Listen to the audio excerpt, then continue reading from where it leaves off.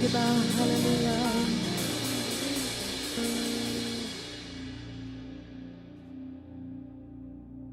Yang selalu menguatkan, yang selalu memberikan harapan, yang selalu mengarahkan, yang selalu membimbing. Engkau tidak pernah meninggalkan kami di tengah tekanan dan tantangan. Engkau Tuhan yang setia, bahkan ketika kami tidak setia, Engkau masih memberkati, memperlengkapi, mengurapi, bahkan mengutus kami ikut dengan rencanamu, melakukan kehendak-Mu. Terima kasih Tuhan, biarlah firman yang sebentar akan kami dengar bisa membentuk hati kami, bisa menambahkan sukacita, bisa menguatkan menghadapi hari-hari depan kami. Kami siap mendengar, mampukan hamba-Mu yang lemah dan berdosa ini sehingga dapat menjelaskan firman, memberitakan Injil. Terima kasih Tuhan Yesus untuk apa yang sebentar kami akan terima. Berkati waktu kami bersama, di dalam nama Tuhan Yesus kami berdoa. Amin, amin. Silakan duduk Bapak Ibu semuanya. Shalom, selamat sore. Senang sekali kesempatan bisa membawakan firman Tuhan pada kita semua ya di sore hari ini. Nah, Bapak Ibu,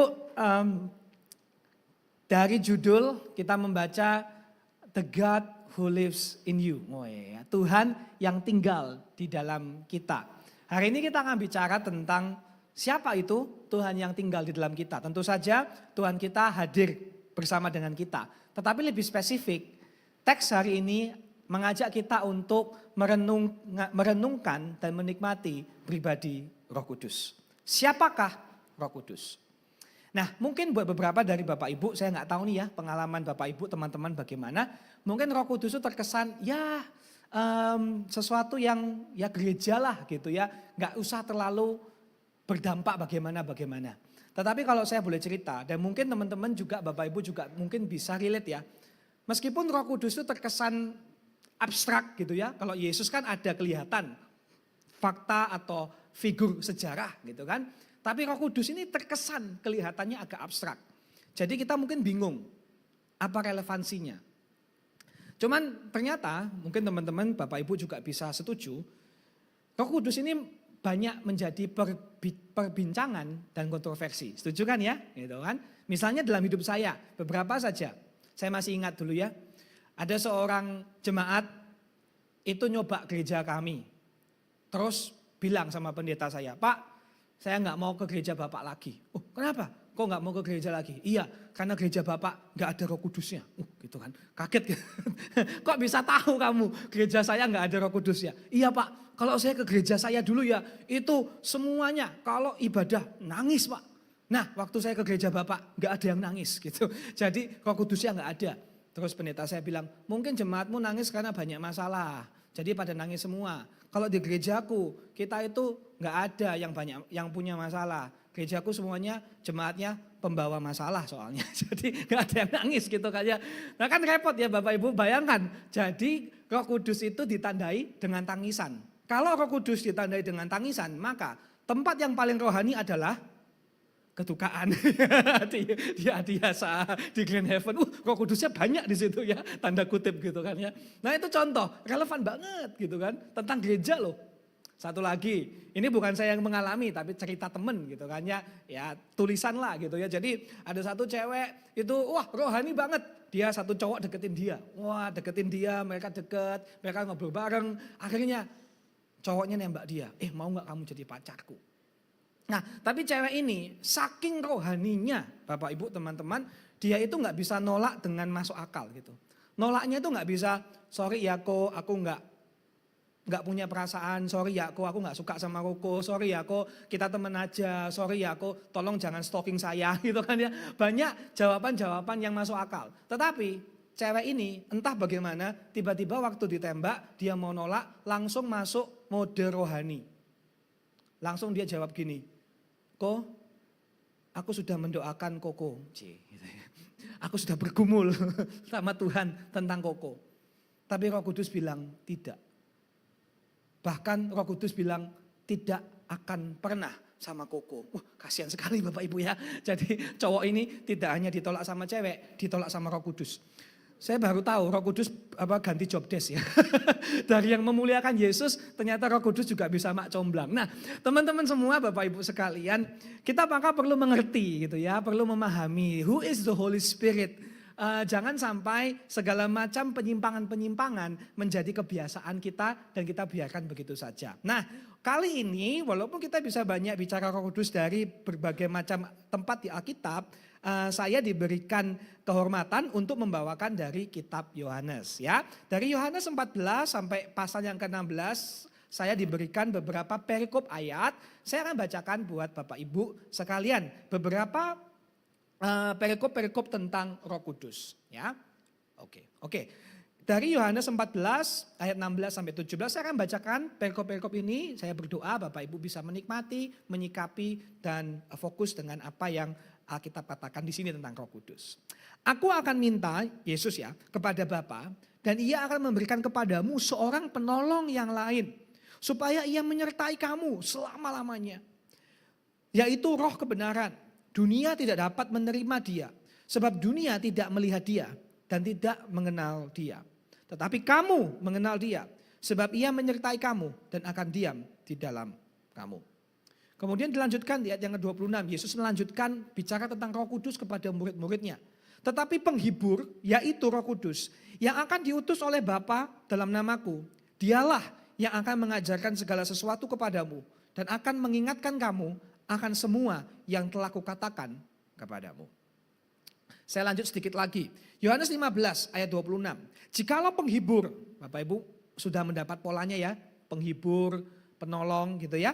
Yang akan kuutus dari Bapa datang, yaitu Roh kebenaran yang keluar dari Bapa. Ia akan bersaksi tentang aku. Sudah mulai dapat ya pola-polanya, Yesus mengutus, Tuhan mengutus, Bapa mengutus, Roh Kudus dekat dengan Kristus. Dan perikop-perikop yang terakhir ada di Yohanes 16, 7-8, 13-14. Namun benar yang kukatakan ini kepadamu adalah lebih berguna bagi kamu jika aku pergi. Sebab jikalau aku tidak pergi, penghibur itu tidak akan datang kepadamu. Tetapi jikalau aku pergi, aku akan mengutus dia kepadamu. Yesus berkata. Dan kalau ia datang, ia akan menginsafkan dunia akan dosa, kebenaran, dan penghakiman.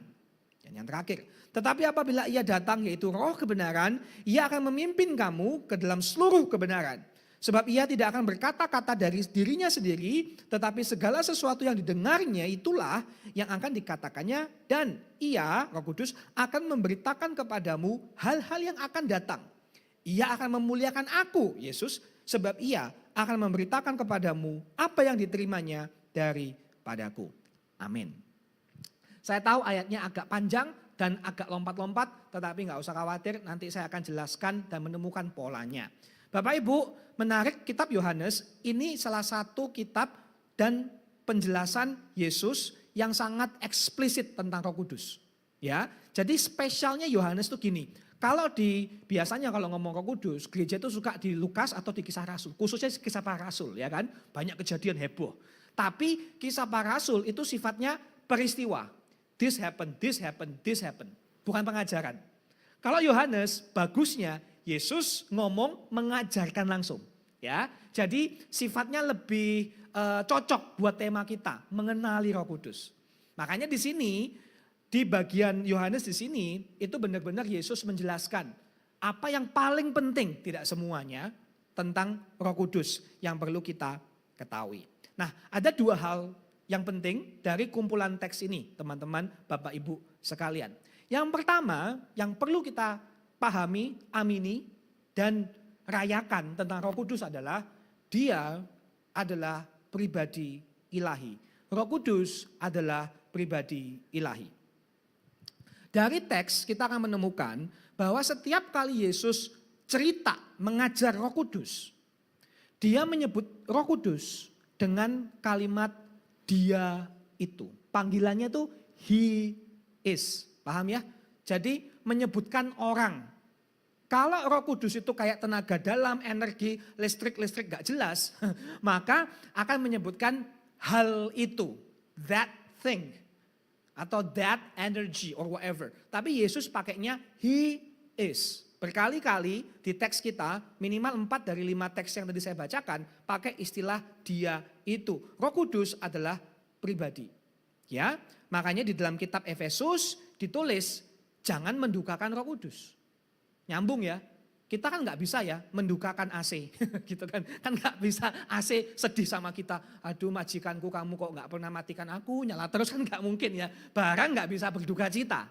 Yang berduka cita adalah orang, pribadi. Begitu.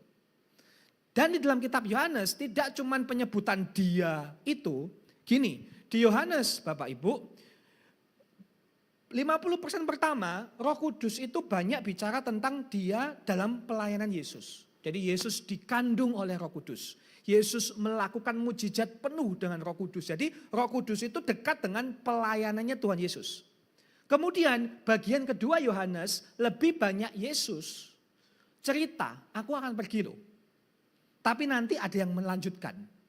Aku akan meninggalkan loh. Tapi gak usah khawatir, akan ada penolong yang lain. Jadi jelas Yesus tuh kayak bicara tentang aku punya penerus gitu kan. Sama seperti kita semua tahulah di perjanjian lama terkenal banget. Musa pelayanannya diteruskan oleh Yosua. Elia pelayanannya diteruskan oleh Elisa. Begitu juga Yesus pelayanannya diteruskan oleh Roh Kudus lewat murid-muridnya. Maka sangat jelas sekali teman-teman Bapak Ibu sekalian, Roh Kudus adalah pribadi ilahi. Sekarang saya sedikit geser. Maaf Pastor, gunanya apa kita tahu? Ya kan? Selain ya perlu tahu karena penting, itu bagian dari pengakuan iman kita. Gunanya apa tahu Roh Kudus pribadi? Menurut saya begini. Dari pengalaman saya dan pengalaman karena saya juga dari gereja yang ngeroh banget ya Bapak Ibu ya. Dan juga pengamatan karena saya pernah melayani dan belajar berbagai tradisi yang punya pandangan Roh Kudus berbeda-beda. Saya itu mengambil kesimpulan, ada loh orang itu meskipun nggak ngomong ya, nggak mengakui seperti itu. Tapi melihat Roh Kudus itu kayak energi gitu. Ya kan, kayak tenaga dalam gitu. Jadi bukan orang tapi teknik. Roh Kudus bukan personal tapi impersonal. Kalau Roh Kudus tidak pribadi, maka gini teman-teman. Maka tidak aneh. Cara kita kan orang Kristen dipanggil apa? Penuh Roh Kudus. Benar kan? Orang Kristen dipanggil hiduplah oleh Roh. Nah, kalau Roh Kudus itu tidak pribadi, maka cara kita dipenuhi oleh Roh Kudus. Caranya itu pakai teknik. Sama seperti kita pakai barang. Pencet tombol. Ngatur sound, maka sama. Bagaimana kita mendapatkan Roh Kudus? Ya udah, pakai teknik. Kalau kamu berdoa sekian jam, kalau kamu pelayanan sekian tahun, kalau kamu nangis, pokoknya kalau kamu checklist rohaninya sudah komplit, nah Roh Kudusnya listriknya 1 juta volt gitu misalnya. Jadi sesuatu yang sifatnya apa? Roh Kudus menjadi sebuah tenaga yang kita kendalikan. Menjadi steril, menjadi technical, menjadi kendali kita. Dipenuhi Roh Kudus gampang, ada formulanya, paham ya? Ada rumusnya. Wong dia itu tanda kutip tenaga kok. Ya udah, just find the technique, temukan step-stepnya, maka kamu punya Roh Kudus. Tetapi kalau Roh Kudus itu pribadi, cara dipenuhi dengan Roh Kudus itu beda. Cara dipenuhi Roh Kudus adalah sama seperti kita dipenuhi oleh kehadiran seseorang. Cara hidup oleh Roh adalah sama seperti kita kedatangan pribadi seseorang. Saya kasih contoh ya. Misalnya Bapak Ibu di sini pasangan suami istri, rumah ya nggak kotor tapi juga nggak rapi. Tahu lah ya. Rumah bukan yang paling bersih tetapi juga bukan yang paling kotor. Tiba-tiba Pastor Ishak datang, weh mau datang ya, mau mengunjungi jemaatnya gitu kan ya. Pastor Ishak bawa pendeta-pendeta misalnya gitu ya, mau datang ke rumah Anda. Langsung kan rumah Anda yang awalnya Anda merasa nggak apa-apa lah biasa aja, handuk di mana, kopi di mana, makanan di mana, langsung kan begitu tahu Pastor Ishak mau datang, langsung rumah Anda mengalami pertobatan nasional, ya kan? Ya kan, langsung kan ya, lantai dipel-pelin, kamar mandi dilap-lapin, cemilan disiapin, kalau punya anjing dimandiin gitu kan ya. Kalau punya anak dikasih suap, ayo ya kamu jangan nakal ya, Pastor Ishak mau datang, bener gak sih? Ya kan? Langsung kan, kita langsung mempersiapkan rumah kita sebaik mungkin sehingga pada saat Pastor Ishak datang dan hamba Tuhan yang lain, kita bisa menyambut dengan bahagia. Sama sih Bapak Ibu teman-teman. Kita penuh dengan Roh Kudus, artinya karena dia pribadi, kita tuh kayak menyiapkan hidup kita gitu loh. Tuhan datang loh, Tuhan masuk loh ke hidupku. Maka aku harus menyiapkan hidupku sedemikian rupa supaya layak untuk tempat tinggal Sang Raja. Maka aku mau hidup taat Tuhan. Maka aku mau mengejar kekudusan. Maka aku mau melayani Tuhan. Maka aku mau sungguh-sungguh baca Alkitab dan lain sebagainya. Karena aku mau menyiapkan rumah yang bersih, yang kudus, yang layak untuk Allah Tritunggal sendiri hadir dan datang. Jadi itu bedanya. Kalau dia adalah pribadi, maka kita menyambut dia seperti kehadiran seseorang masuk ke hidup kita. Itu yang pertama. Yang kedua, dari teks ini kita belajar, Bapak Ibu teman-teman semua, bahwa Roh Kudus tidak terpisah dari Allah Bapa dan Allah Anak. Roh Kudus tidak terpisah dari Allah Bapa dan Allah Anak. 5 teks yang tadi saya baca, mungkin Bapak Ibu sudah mulai mendapat polanya ya. Sangat kaya tentang relasi Allah Tritunggal. Saya bacakan saja dengan sangat cepat ya. Misalnya ya, di pasal 14 ayat 16. Dikatakan Yesus meminta Bapa, Bapa memberi roh. Pasal 14 ayat 26, Bapa mengutus roh dalam nama Yesus. Pasal 15 ayat 26 lagi, roh keluar dari Bapa. Roh bersaksi tentang Yesus. Tapi lucunya di 16:7, pasal 16 ayat 7, Yesus mengutus roh. Jadi yang ngutus Yesus atau Bapa. Jadi kayak gonta-ganti, bisa melihat ya begitu. Pasal 16 ayat 13, roh tidak berkata dari dirinya sendiri tetapi tunduk kepada Yesus. Dengan kata lain Bapak Ibu, tidak terpisahkan. Nah ini buat FYI aja ya. Ini kadang-kadang menjadi perdebatan karena ngomong tentang Tritunggal ini memang agak jelimet gitu kan ya. Dulu tuh ya Bapak Ibu ya, sebelum ada gerakan Protestan itu kan ada tradisi gereja barat sama tradisi gereja timur. Kenapa saya cerita? Karena kan akhir-akhir ini sepertinya mulai populer ya gereja ortodoks timur gitu kan ya. Beberapa mungkin pada penasaran apa sih itu yang suka pegang-pegang salib gitu kan ya. Ada kan satu influencer YouTuber terkenal gitu kan ya. Apa sih bedanya? Karena gini bedanya. Sederhananya, enggak sederhana sih. Tradisi barat itu bilang Roh Kudus keluar dari Sang Bapa dan Sang Anak. Itu tradisi barat. Itu kita, Protestan juga mirip sama tradisi barat. Tradisi timur, teman-teman gereja ortodoks timur enggak setuju. Enggak. Roh Kudus itu keluar hanya dari Bapa. Karena diambil dari Yohanes 15 ayat 26. Satu bilang Roh Kudus keluar dari Bapa dan Anak. Satu bilang Roh Kudus keluar dari Bapa. Saya cuma dengar bilang, oke, gunanya apa? Maksudnya bedanya itu apa dalam kehidupan sehari-hari gitu loh. Nah sudah Bapak Ibu hidup kita sudah cukup susah, gak usah tambah saya susah lagi ya untuk menjelaskan perbedaan. Tapi poinnya, mau manapun hari ini bukan topiknya sana, poinnya adalah Roh Kudus tidak terpisahkan dari Allah Bapa dan Allah Anak. Mungkin formula yang dekat dengan teks, gini aja. Bapa mengutus Roh Kudus dalam nama Anak, Anak juga mengutus Roh Kudus dari pihak Bapa. Menurut saya itu rangkuman yang dekat dengan kalimat-kalimat Yesus di sini. Tidak ada satupun dari ketiganya intinya yang berebut panggung lah Bapak Ibu. Gak ada itu Bapak berkata sebenarnya aku yang paling penting gitu. Atau anak bilang aku ini ya kalian berdua ini ya aku loh sudah susah-susah mati di kayu salib. Setidaknya Roh Kudus bisa bikin aku lebih terkenal gitu. Enggak lah ya.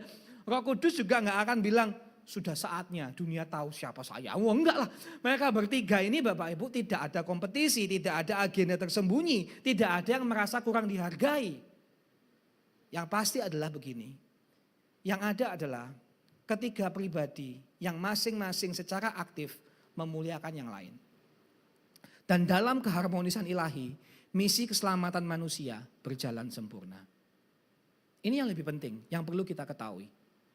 Bukan berarti kita nggak perlu belajar lebih dalam Tetapi jangan sampai kita kehilangan poin yang penting demi sesuatu yang mungkin sekunder lah. Yang paling penting adalah kita bisa menikmati, wow, Allah Bapa, Putra, Roh Kudus sama-sama bekerja, berusaha, memperjuangkan dan menjadikan keselamatan saudara dan saya nyata. Itu luar biasa Bapak Ibu. Sehingga kita sebagai orang Kristen, kita tidak perlu memilih antara Bapa, Anak, dan Roh. Saya tahu kalimat itu terdengar sepele, tetapi tidak sepele menurut saya. Kenapa? Karena kalau kita boleh jujur, dalam praktek kehidupan gereja, bukankah ada semacam tanda kutip spesialisasi yang tidak terucapkan? Ya enggak? Gereja yang mengedepankan Bapa, doktrin, sangat curiga sama gereja yang fokus sama Roh Kudus. Terlalu emosional, dikit-dikit nangis, dikit-dikit jatuh. Itu sudah briefing atau belum? Gitu hanya kok jatuh sendiri, gitu kan. Sedangkan gereja yang fokusnya sama Roh juga gak suka sama yang fokus sama Bapa. Karena terlalu doktrinal, belajar terus, tapi mana kehidupannya gitu misalnya ya. Sedangkan yang fokus sama Yesus bingung, kenapa kok dua ini berantem gitu kan ya. Emang gak bisa bersatu atau gimana. Tapi poinnya Bapak Ibu teman-teman semuanya, kerohanian yang sehat adalah kerohanian yang menikmati Bapa, Putra, Roh Kudus. Saat kita menikmati Roh Kudus, kita tuh menikmati Bapa dan Kristus. Saat kita menyanyikan Allah Roh Kudus, harusnya di belakang kita campur-campur. Bapa yang merencanakan keselamatan, Kristus yang mengerjakan keselamatan, Roh Kudus yang mengaplikasikan keselamatan. Itulah kerohanian yang kaya, harmonis seperti itu. Dan sekarang setelah kita mengenal yang paling penting tentang Roh Kudus, mari saya berikan sedikit apa artinya buat kita. What does it mean? Yang pertama ini sih saya rasa. Saat kita mengenal Roh Kudus, kita tidak akan ditinggalkan sendirian. Kita tidak akan ditinggalkan sendirian. Saya bacakan sekali lagi ya, misalnya dari Yohanes 14 ayat 16 sampai 17 yang tadi. Aku meminta kepada Bapa penolong yang lain supaya ia menyertai kamu selama-lamanya. Sebab ia menyertai kamu dan akan tinggal diam di dalam kamu. Roh Kudus artinya kita tidak akan pernah ditelantarkan oleh Tuhan. Roh yang sama, roh yang memimpin Kristus dalam pencobaan, roh yang memberinya kuasa melakukan mujizat, roh yang menguatkan Yesus dalam pengorbanannya, roh yang memberikan kemenangan melalui kebangkitan, sekarang diam di dalam kita. Kita tidak akan ditinggalkan sendirian. Bayangkan gini deh Bapak Ibu, menurut saya ini poin yang penting, apalagi di zaman kita sekarang dengan berbagai macam tantangan. Bayangkan Bapak Ibu teman-teman itu sedang tenggelam di laut yang dalam. Bayangkan Anda sedang tenggelam. Saya tahu mungkin gak suka berenang, tapi tolong ikut ilustrasi karena kan saya sudah ngomong. Ikutin aja ya. Bayangkan Anda tenggelam. Panik, gak bisa napas, gak bisa berenang. Menurut saya, yang paling menakutkan kalau Anda di situasi seperti itu, bukan airnya. Yang paling menakutkan adalah pada saat Bapak Ibu melihat ke segala arah dan tidak ada yang berenang menolong Anda. Setuju gak? Bisa bayangkan ya skenario-nya ya. Kamu tenggelam, gak bisa apa-apa, sebentar lagi mungkin mati, dan kamu lihat ke segala arah, gak ada yang berenang menyelamatkan kamu. Itu menyeramkan sekali. Dan kalau kita boleh jujur, bukankah kadang-kadang kita merasa seperti itu? Kita tenggelam dalam masalah, tenggelam dalam pergumulan, dan gak ada yang tahu. Gak ada yang peduli. Kalaupun tahu, gak bisa nolong. Tetapi bersyukur, Roh Kudus menolong, Roh Kudus menemani. Atau bahasa saya seperti ini, saat dunia menekan dari luar dan dosa menuduh dari dalam, Roh Kudus berdiri sebagai saksi bahwa kita tetap pilih Kristus. Allah tidak memberi rohnya untuk kemudian meninggalkan umatnya. Separah-parahnya dosa kita, Roh Kudus setia. Sejahat-jahatnya dunia, Roh Kudus tetap ada. Itulah pengharapan kita, Bapak Ibu, teman-teman semuanya. Kita selalu punya sobat yang setia. Makanya saya suka lagu What a friend we have in Jesus. Tuh kan? Kita dalam keadaan yang berat, penuh dengan tangis air mata, teman-teman gak bisa nolong. Kita masih bisa bilang, ada satu sobatku yang setia, yang tak pernah tinggalkan. Namanya Yesus, nama Yesus yang menghibur hatiku. Itu kan awalnya mulai, ada satu sobatku yang setia. Ya kan? Lagu jadul tapi berarti. Dan kasih tahu saudara saya ternyata jadul juga. Nah, tapi poinnya Bapak Ibu ya, kita menemukan bahwa we are never left alone. Itu yang pertama. Yang kedua implikasinya, kalau kita mengenal Roh Kudus, kita menikmati Allah Roh Kudus, maka kita tidak akan kehilangan kebenaran. Kita tidak akan kehilangan kebenaran. Yohanes 14 ayat 26 misalnya tadi berkata, dia adalah roh penghibur, Roh Kudus yang akan mengajarkan segala sesuatu, mengingatkan kamu akan semua yang telah kukatakan. Mengingatkan tentang Yesus, mengajarkan tentang Injil. Dan kalau Bapak Ibu memperhatikan, julukan Roh Kudus di Yohanes yang paling sering itu dua. Satu penghibur, Parakletos. Satu, the Spirit of Truth, roh kebenaran. Makanya di Yohanes 16, 13, 14 dikatakan, ia roh kebenaran akan memimpin kamu ke dalam seluruh kebenaran. Ia tidak akan berkata-kata dari dirinya sendiri, sekali lagi akan menjelaskan Yesus, menerangi Injil. Tetapi segala sesuatu yang didengarnya, itulah yang dikatakannya. Dan ia akan memberitakan kepadamu hal-hal yang akan datang, ia akan memuliakan aku. Nah ini menarik, Roh Kudus akan memberitakan hal-hal yang akan datang. Ini bukan mistis seperti Roh Kudus itu nubuatan. Bisa jadi tapi konteksnya bukan. Perhatikan kan ngomong, ia akan memberitakan hal yang datang, ia akan memuliakan aku Yesus. Konteksnya itu gini, sebentar lagi Yesus akan mati. Akan di atas kayu salib, tapi dia akan bangkit. Nah murid-murid akan bertanya, what is going on? Ini maksudnya apa? Apakah ini kegagalan? Apakah ini kebetulan? Apakah ini kehancuran? Tidak, ini adalah rencana Allah. Nah Roh Kudus menjelaskan, paham ya Bapak Ibu ya? Kebenaran itu maksudnya sehingga para murid itu bisa paham. Salib bukan kegagalan tetapi kemenangan. Dan Roh Kudus yang mengajarkan mereka. Dan bentuk konkretnya menurut saya dari teks tadi adalah bentuk konkret kebenaran dari Roh Kudus yang kita pegang hari ini adalah Alkitab. Karena Roh Kudus menginspirasi para penulis untuk kita punya Alkitab. Kita sangat butuh bukan di zaman kita sekarang kebenaran. Karena zaman kita tidak cuma mengakses data. Zaman kita adalah zaman di mana kita diakses oleh data. Misal, katakanlah satu orang namanya Pak Gunawan deh gitu ya. Maaf kalau namanya Gunawan, pinjam sebentar, beneran gak janjian, gak tahu saya. Misalnya Pak Gunawan baru saja menerima tawaran investasi gitu ya. Dari teman gereja yang terlihat makmur dan baik hati. Langsung kan, wah investasi nih. Wah ini perlu nih, apalagi sekarang rupiah melemah gitu ya, harga naik semua. Bingung mau taruh uang di mana. Begitu Bapak Ibu Pak Gunawan mendapatkan tawaran investasi dari temannya yang kaya dan baik hati. Langsung di kepalanya terjadi rapat darurat tingkat tinggi, ya enggak? Ya. Langsung rapat di kepalanya.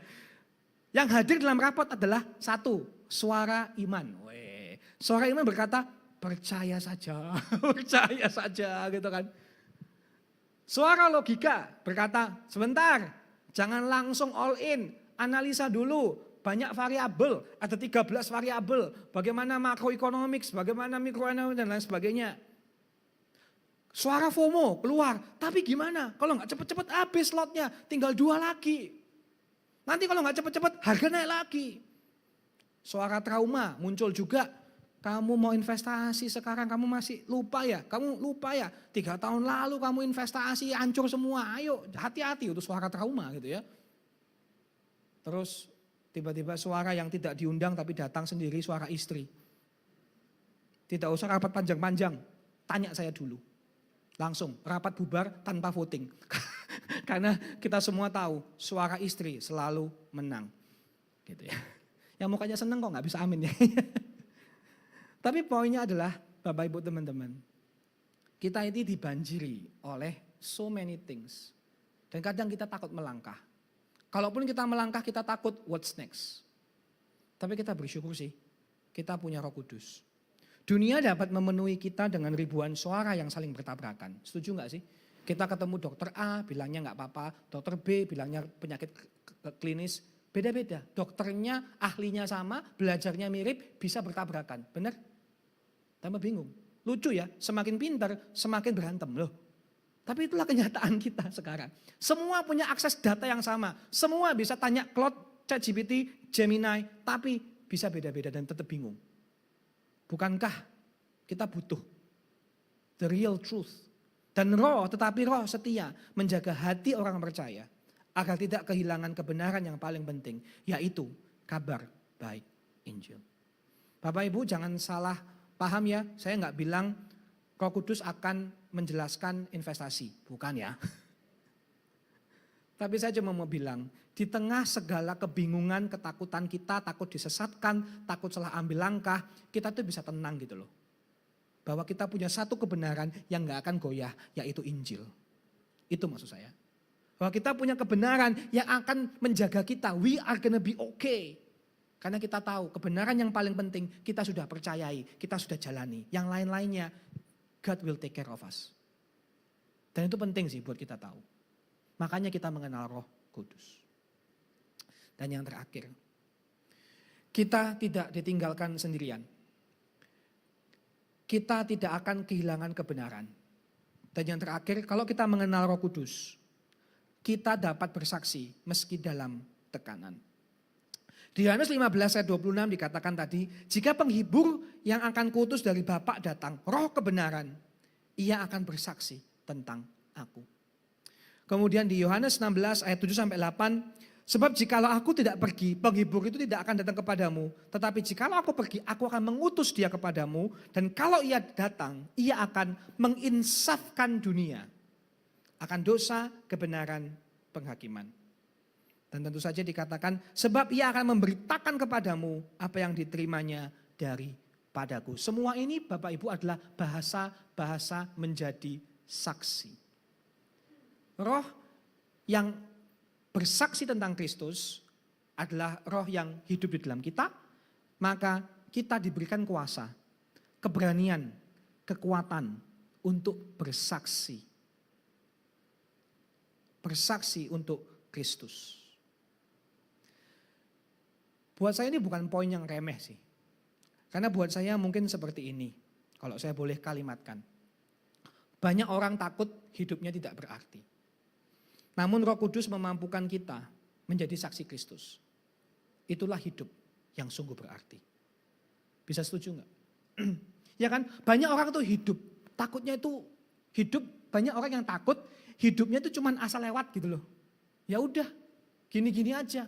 Atau banyak orang merasa menyalahkan situasi. Ya memang aku gak sepintar dia, gak seganteng dia, aku pewaris. Bukan pewaris gitu kan ya. Jadi aku memang sudah ketinggalan startnya, mengeluh, menyalahkan. Kita gak bisa jadi siapa-siapa. Saya paham sih ketakutan, terutama anak-anak teman-teman yang masih muda di sini. Mungkin kita takut hidup kita gak jadi apa-apa. Kita gak bisa membanggakan orang tua. Kita kalah sama koko kita, cece kita, atau saudara-saudara kita yang lain. Kita gak jadi apa-apa, padahal sudah sekolah tinggi-tinggi misalnya. Kita merasa jadi nobody. Tapi ini kabar baik sih. Kalau kita punya Roh Kudus, kita tuh diajak Tuhan masuk kepada sebuah misinya Tuhan yang penuh dengan adventure, penuh dengan pengalaman-pengalaman hidup yang luar biasa. Sehingga mungkin kita tidak jadi juara, mungkin kita tidak jadi kaya raya, tetapi bukankah kebanggaan kalau kita bisa menjadi penjala manusia? Ada amin? Saya ulangi ya. Mungkin tidak semua dari kita bisa kaya raya. Mungkin tidak semua dari kita bisa juara. Tetapi karena Roh Kudus kita semua bisa menjadi penjala manusia. Memberitakan Kristus. Bukankah kalau kita pikir ya, kisah terindah, prestasi yang paling membanggakan, itu pada saat kita mendoakan orang, menceritakan orang tentang Yesus sih. at least for me, berkhotbah bentuk saya menyaksikan Kristus. Dan ini adalah privilege, kehormatan. And I will not replace this with anything. Saya tidak akan menggantikan kesempatan ini dengan yang lain. Saya berdoa hal yang sama ada di hati Bapak Ibu sekalian. Kalau kita mengenal Roh Kudus, kita bisa punya hidup yang berarti. Kenapa? Karena kita akan rindu dan bisa menyaksikan Kristus. Saya mau menutup dengan ilustrasi yang terakhir tentang Roh Kudus. Bayangkan misalnya ya, Bapak Ibu itu ya kebiasaan finansialnya jelek. Anda kurang paham keuangan, Anda FOMO, ya pokoknya ikut-ikutan, akhirnya masuk bisnis, jeblok, boncos, utang 1M. Anda benar-benar punya utang yang sangat besar, tipe utang yang harus pura-pura tidur supaya nggak mikirin gitu. Jadi model yang benar-benar stres gitu kayaknya. Lalu tiba-tiba ada seseorang yang melunasi hutangmu, gratis tanpa syarat. Tapi ada 3 tipe skenario. Ada 3 tipe orang yang membantu kamu. Coba ya, ikuti. Misalnya, Bapak A datang ke kamu yang sudah gagal ngatur duit, utang. Bapak A bilang, gak usah khawatir, aku transfer 1M sekarang. Setelah transfer, dia pergi pindah keluar negeri, meninggalkan kita. Apa yang kita rasakan? Senang. Wah, utangku lunas. Tetapi mungkin tidak lama lagi karena kita enggak pintar mengelola uang, kita hutang lagi. Kita jatuh kepada kebiasaan yang lama. Atau opsi B, ada orang B, dia bilang gini, tenang, tak transfer sekarang 1M, setelah itu tak ajari kamu berbisnis. Aku ajari kamu literasi keuangan. Aku dampingi kamu sampai kamu bisa paham. Bagaimana reaksi kita? Seneng. Bahkan, wow, orang ini murah hati sekali. Nggak cuma kasih duit, dikasih pelatihan gitu kan ya. Berarti lumayan. Nanti kalau sudah nggak ada utang, aku bisa bangun bisnis atau punya usaha lebih teratur. Tapi kita tahu, tidak menjamin usaha kita akan baik. Kita tahu, bisa saja kita nggak konsisten. Bayangkan opsi yang terakhir. Bapak C, dia bilang gini, aku transfer kamu 1M, aku ajarin semua yang kamu perlu tahu, aku kenalin kamu sama semua jaringanku, teman-temanku tak kenalin, dan aku juga pindah rumah ke sebelah rumahmu. Supaya setiap hari kamu lihat sama aku. Begitu kita ketemu sama orang C, pasti kita bilang, gila kamu lebay banget sih. Bener ya? Ngapain kamu sampai mau tinggal sama aku? Ngapain kamu sampai mau repot-repot pindah di sebelahku supaya deket sama aku? Tapi moga-moga dari ilustrasi sederhana ini Bapak Ibu nangkep. Bahwa saya sedang menggambarkan Allah Roh Kudus di contoh yang C. Tuhan tidak hanya memberi kita berkat. Kamu dosa, nih ampuni, dia pergi.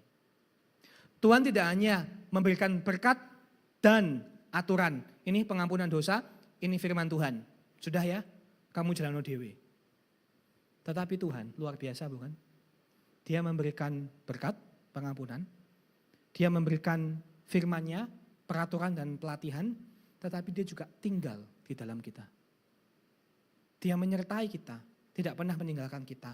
Atau kalau bahasa saya seperti ini, Tuhan tidak hanya ingin kita selamat, Dia mau kita lengkap. Tuhan tidak hanya mau kita diampuni, tetapi diubahkan. Tuhan tidak hanya mau kita diselamatkan, tetapi juga diutus. Bapak Ibu, Roh Kudus bukan aksesori rohani. Roh Kudus bukan fitur tambahan dari paket premium kekristenan, oke?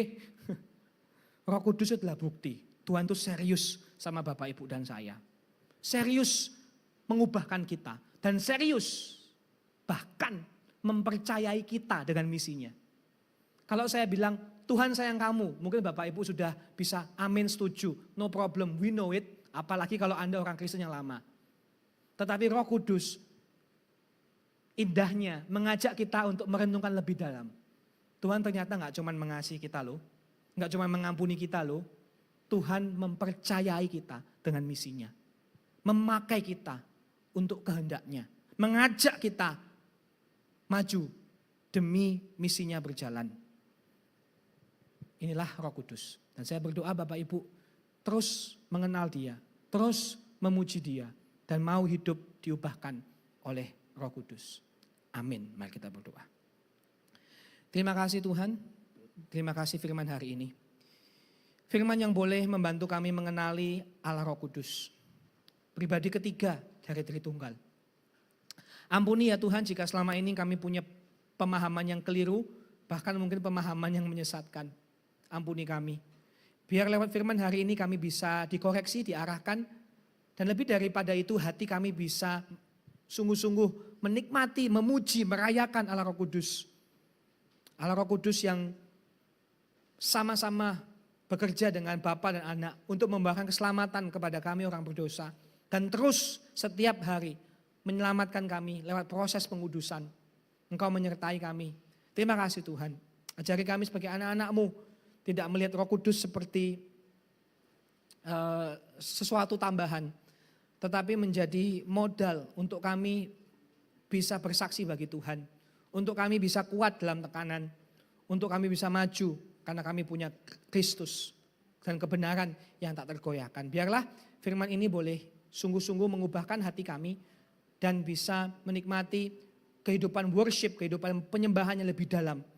Lewat Allah Bapa, Allah Putra, Allah Anak. Sehingga kami setiap hari bisa merayakan karya keselamatan yang begitu luar biasa. Allah merencanakan keselamatan, Allah Bapa merencanakan keselamatan, Allah Anak mengerjakan keselamatan, Allah Roh Kudus mengaplikasikan keselamatan bagi kita semua. Terima kasih untuk firman hari ini. Dalam nama Tuhan Yesus Kristus.